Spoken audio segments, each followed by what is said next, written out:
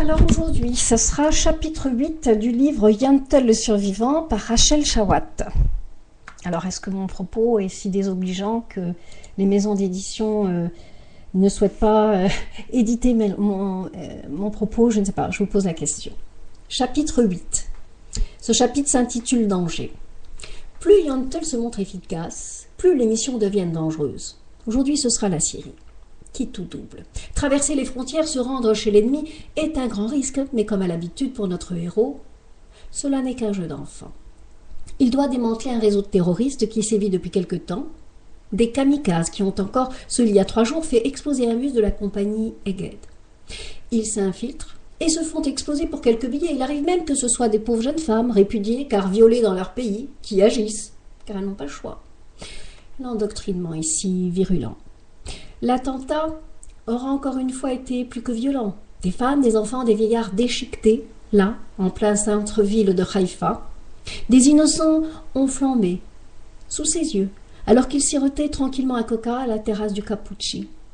Et c'est avec hargne que Yentl a décidé de franchir la frontière. Son envie irrésistible de venger les siens l'habite dorénavant au quotidien. Il se sent si juste. D'ailleurs, il le confesse humblement.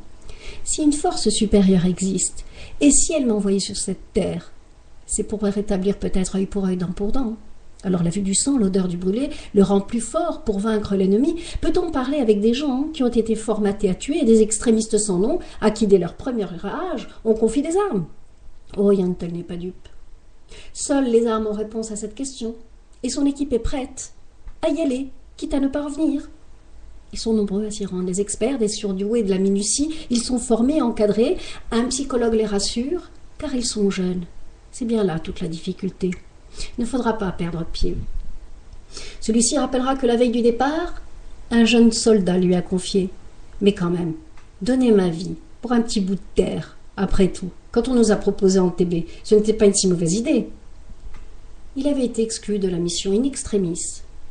Alors ils se devront d'être à leur tour impitoyables, intraitables, car les civils, ces femmes, ces hommes, ces enfants qui ont péri dans cet attentat auraient pu être leurs frères ou bien leurs sœurs. Il leur faudra avant tout franchir incognito la frontière. Et la langue arabe sera de rigueur pour tous les soldats chargés de cette mission extrêmement dangereuse, mais encore plus pour Yentl, car lui partira seul, et son accent anglais un peu compromettant.